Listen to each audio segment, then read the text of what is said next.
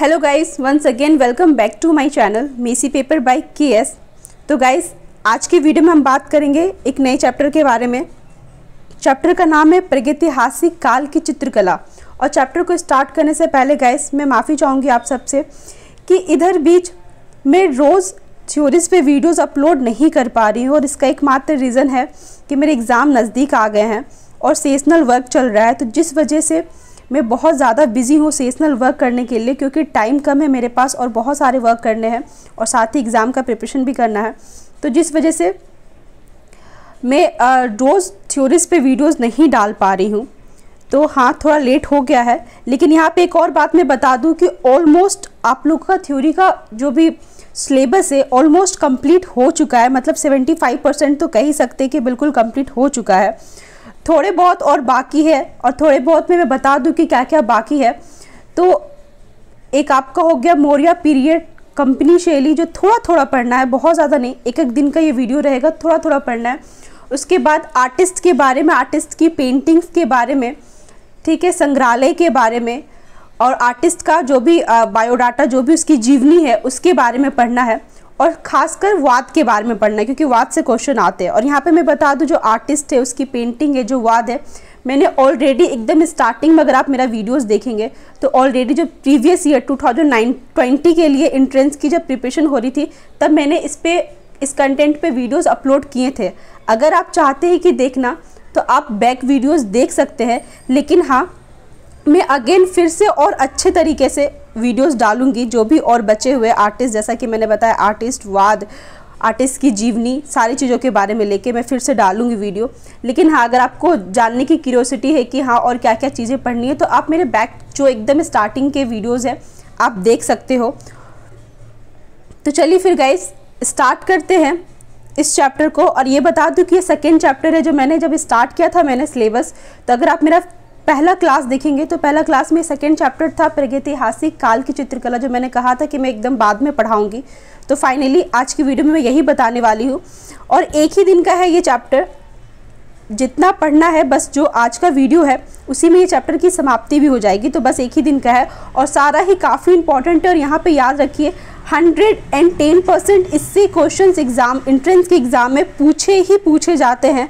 तो इसे लर्न ज़रूर कीजिए, क्योंकि आप बैक क्वेश्चन उठा के देख लीजिए, आपको एंट्रेंस के एग्ज़ाम में इससे क्वेश्चंस 100% रहते हैं। तो इसीलिए बिल्कुल भी मतलब ऐसा नहीं कि कुछ छोड़ दीजिएगा, सारा का सारा अच्छे से लर्न कीजिएगा।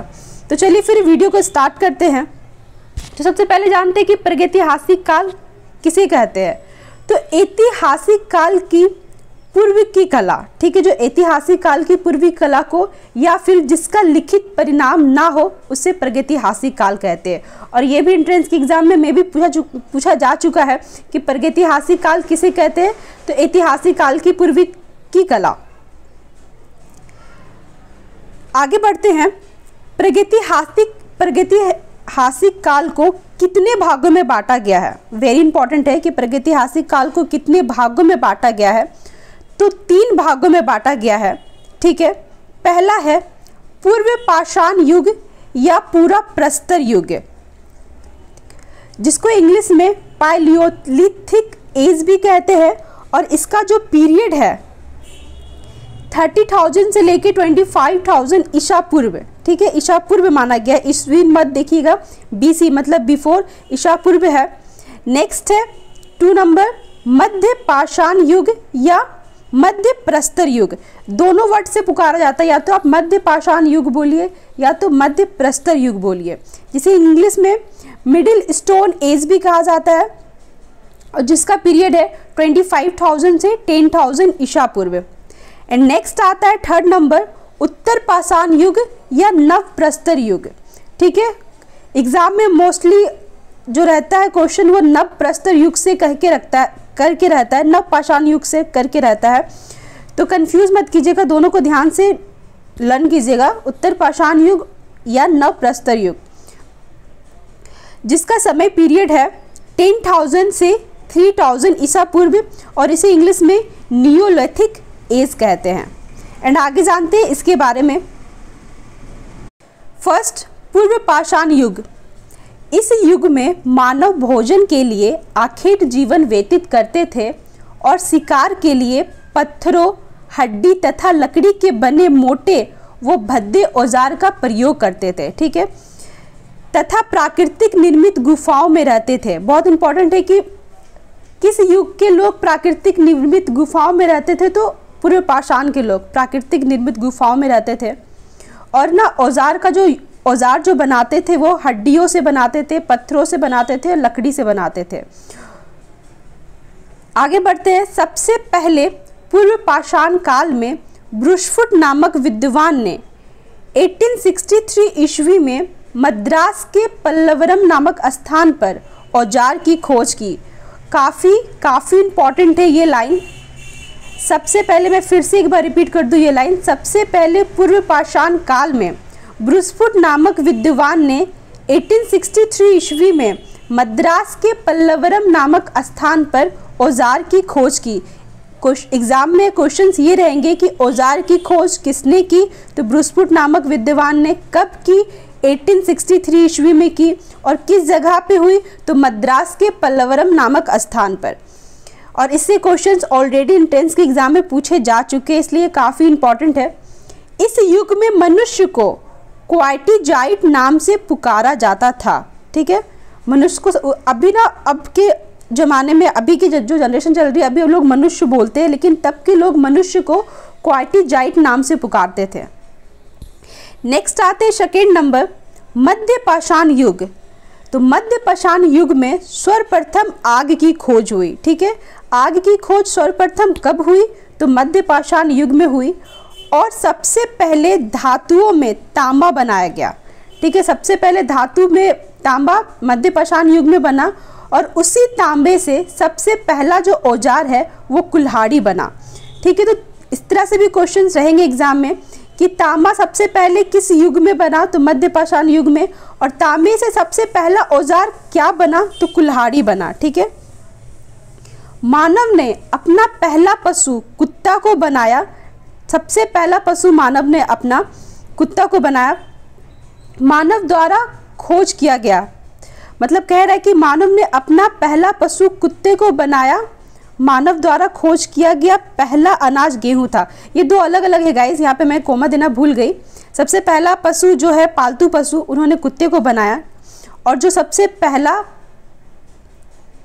अनाज की जो खोज हुई है वो गेहूं है। ठीक है, तो सबसे पहले गेहूं की खोज किस युग में हुई है, तो मध्य पाषाण युग में हुई है। या ये पूछा जाएगा एग्जाम में कि जो सबसे पहला अनाज की खोज हुई है वो अनाज का नाम क्या है, तो गेहूं है। इस दो तरीके से क्वेश्चंस पूछे जाएंगे आपके एग्जाम में। साथ ही साथ बर्तन की भी खोज हुई। साथ ही साथ मध्य पाषाण युग में बर्तनों की भी खोज हुई। नेक्स्ट आते 3 नंबर, उत्तर पाषाण काल। तो इस युग में मानव समूह बनाकर नदियों के किनारे रहने लगे थे। ठीक है, पहले के जो लोग थे, जो पहला था, उसमें क्या होता था कि लोग बस ऐसे ही जंगलों में रहते थे। लेकिन उत्तर पाषाण काल में क्या हुआ कि लोग नदियों के किनारे रहने लगे और झोपड़ी बना के रहने लगे। पहले लोग जंगल में कहीं भी रह लिए, कोई झोपड़ी वगैरह कुछ नहीं बनाते थे, ऐसे ही रह लेते थे। लेकिन उत्तर पाषाण काल में थोड़ा डेवलप हुआ, तो उसके बाद नदियों के किनारे इसलिए रहते थे ताकि वो पशुपालन कर सके, खेती कर सके और व्यवसाय में खेती कर सके। ठीक है, व्यवसाय कर सके। तो इसीलिए उन्होंने नदी के किनारे रहना शुरू किया ताकि उन्हें सुविधा प्राप्त हो। सबसे पहले पहिए की खोज इसी काल में हुई। ठीक है, जुताई के लिए उन्होंने पहिए की खोज इसी काल में की थी।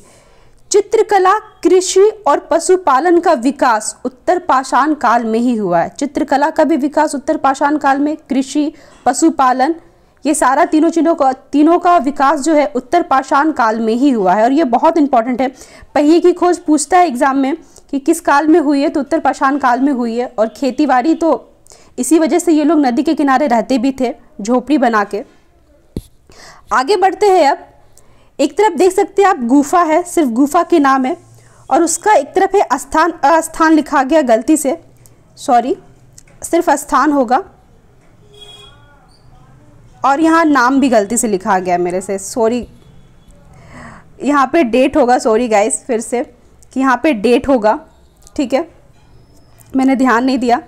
तो गुफा के बारे में सबसे पहले जानते हैं कि कौन कौन सी गुफा है, किस स्थान पे है और वो गुफा कब बनी। ठीक है, तो उसका डेट मेंशन है। तो चलिए फिर स्टार्ट करते हैं। सबसे पहला, और यहाँ पे बता दूँ कि गुफा से क्वेश्चंस 110% एग्ज़ाम में तो पूछे ही जाते हैं और पूछे जा चुके हैं।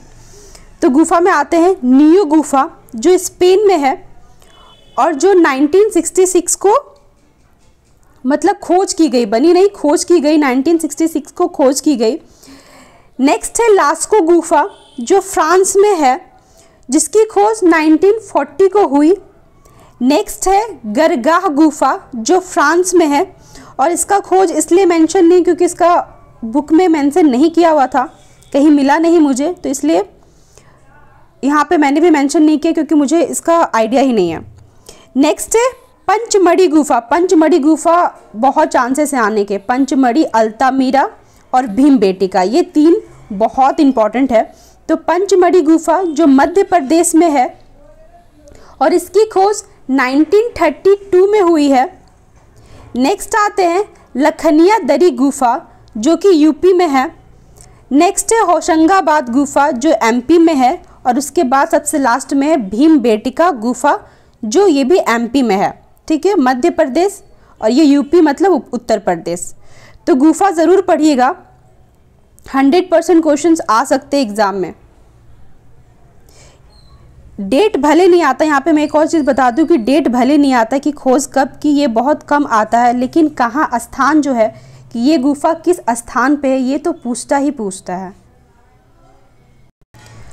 अब आते हैं गाइस जानवर के चित्र। एक साइड जानवर के चित्र है, मतलब जो जानवर के चित्र उस समय बने थे उत्तर पाषाण काल में या नव पाषाण काल में, जो जानवर के चित्र बने थे उसके बारे में है, और एक तरफ स्थान है कि वो चित्र किस स्थान पे बने हैं। ठीक है, तो पहला है घायल सूअर का चित्र, जो भलडारिया में बना है।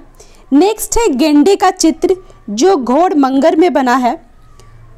थर्ड नंबर है बारासिंह का आखेट चित्र, जो लिखुनिया में बना है। यहाँ पे आखेट का मीनिंग मैं बता दूँ, आखेट का मीनिंग होता है शिकार, शिकार करना, जो जानवर का शिकार करते हैं उसे आखेट कहते हैं। तो बारासिंह का आखेट का चित्र मतलब बारासिंह को शिकार करते हुए जो दृश्य बनाए गए हैं वो लिखुनिया में बनाए गए हैं। वैसे ही नीचे है शाही के आखेट का चित्र, तो सोरहो घाट में बने हैं। नेक्स्ट आते हैं हाथी का शिकार चित्र, या हाथी का आखेट चित्र भी कह सकते हैं। ठीक है, शिकार चित्र कहिए चाहे आखेट चित्र कहिए। तो हाथी का शिकार चित्र ये भी लिखुनिया में ही बने हैं। लखुनिया नहीं होगा, लखुनिया का स्थान का नाम है, तो यहाँ पे कंफ्यूज मत होइएगा, लखुनिया नहीं होगा, लिखुनिया ही होगा। नेक्स्ट है हाथी पर चढ़े आखेट का चित्र, तो हाथी पर चढ़े आखेट का चित्र ये जो है होशंगाबाद में बने हैं। नेक्स्ट आते हैं जंगली भैंसे का चित्र, ये भी होशंगाबाद में बने हैं। उसके बाद आते हैं जगत प्रसिद्ध ऊंट का चित्र, ये मडहरिया में बने, मडहरिया में बने हैं। नेक्स्ट आते हैं गेंडे का आखेट करते हुए शिकारियों का रोचक चित्र, यहाँ आखिर नहीं होगा, गेंडे का आखेट करते हुए शिकारियों का रोचक चित्र, जो हरनी हरन से प्राप्त किए गए हैं। नेक्स्ट गाइज अब आते हैं 1 वर्ड क्वेश्चन आंसर। ठीक है, जो पहला नंबर है पहिएदार गाड़ी का चित्र। पहिएदार गाड़ी का चित्र कहाँ बने हैं, तो ये है वीडम से।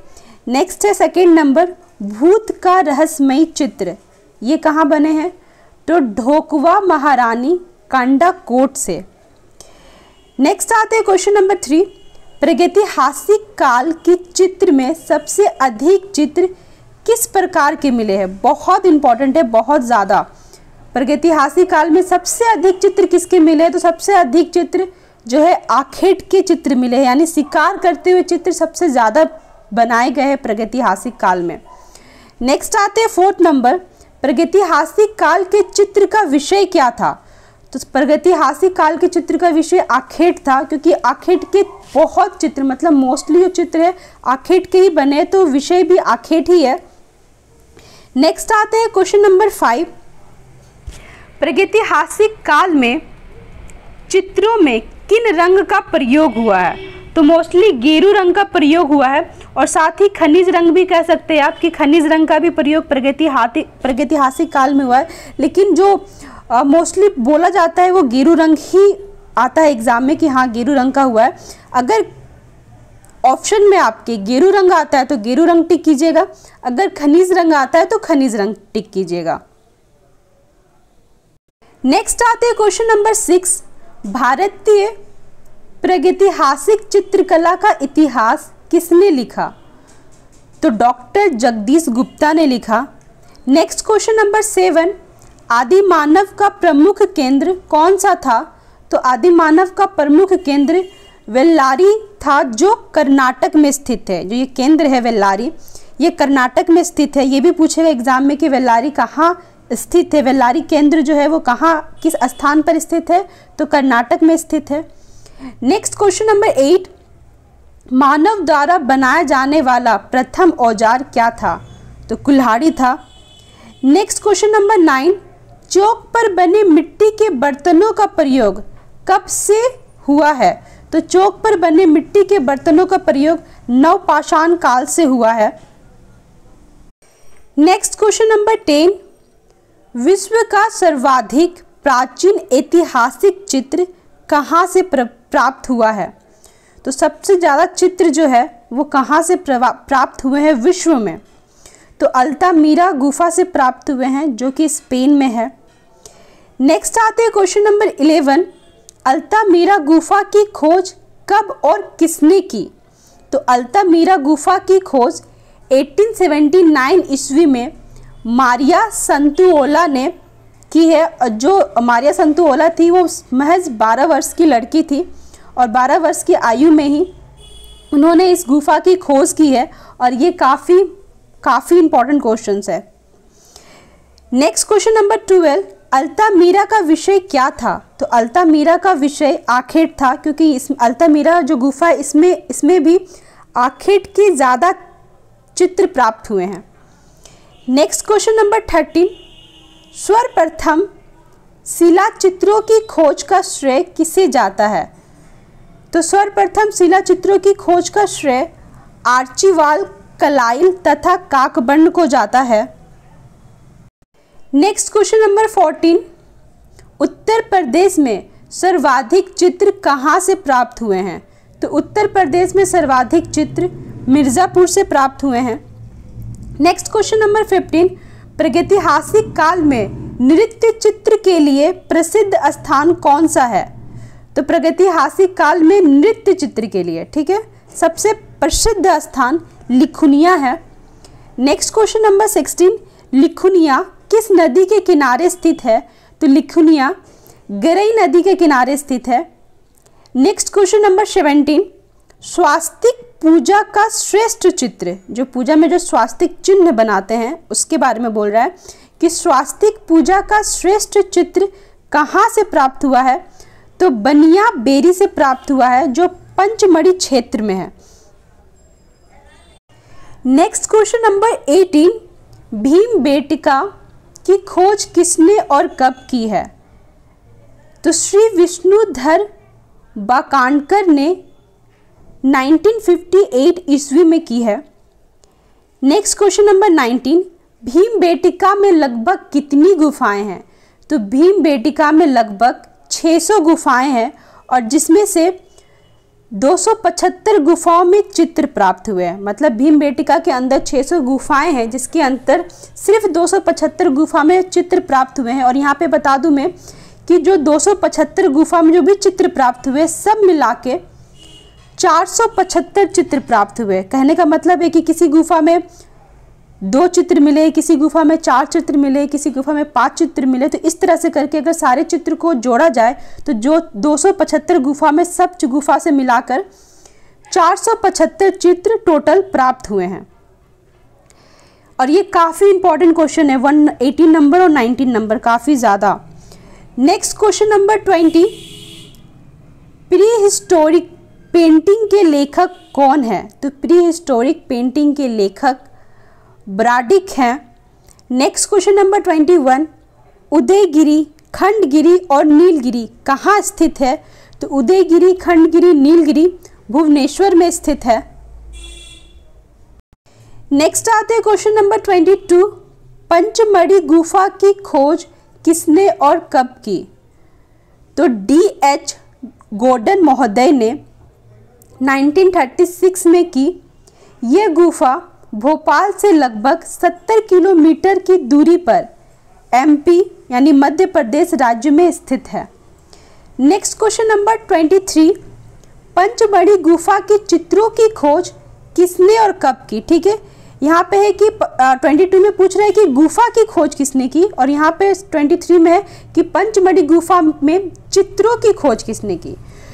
तो पंचमढ़ी गुफा के चित्रों की खोज डॉक्टर हंटर ने 1933 ईस्वी में की।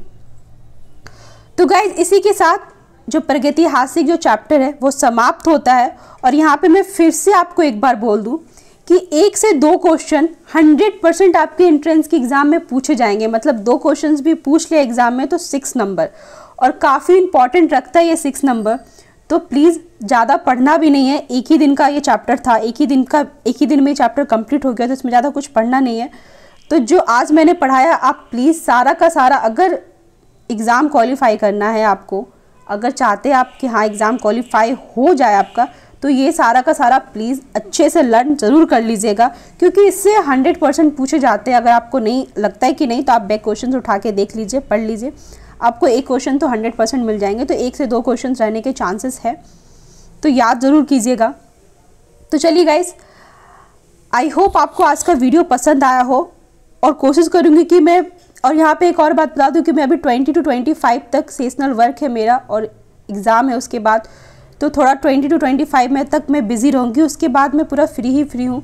तो हाँ, इधर भी शायद थ्योरीज़ के वीडियोस थोड़े कम आएंगे आप लोगों को, क्योंकि बनाने में टाइम लगता है, कंटेंट इकट्ठा करो फिर टाइप करो तो थोड़ा टाइम लगता है। तो उतना टाइम मैं दे नहीं पा रही, क्योंकि मेरे पास उतना टाइम मिल ही नहीं पा रहा है। सबसे पहली बात है, सबसे बड़ी बात यह है।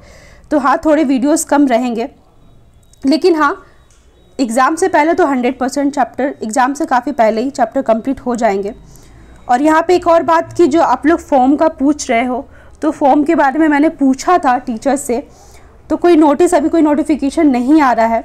सुनने में भले आ रहा है कि मे बी, कंफर्म नहीं है, मे बी फेब के एंड तक आपका फॉर्म आने का चांसेस है, लेकिन देखते हैं कि फेब के एंड तक आता है कि नहीं आता है। तो चलिए, इसी के साथ आज का वीडियो यहीं समाप्त करते हैं। आई होप आपको आज का वीडियो पसंद आया हो, तो प्लीज़ लाइक, कमेंट और शेयर ज़रूर कीजिएगा। कुछ पूछना हो तो कमेंट सेक्शन है ही, आप पूछ सकते हैं। और चैनल पे नए हैं तो गाइज़ प्लीज़ चैनल को सब्सक्राइब कर लीजिए, बेल आइकन को क्लिक कर लीजिए, ताकि आपको मेरे वीडियोज़ के सारे नोटिफिकेशन बैक टू बैक मिलते रहें। मिलती हूँ मैं आपसे नेक्स्ट वीडियो में। अपना ख्याल रखें। नमस्ते।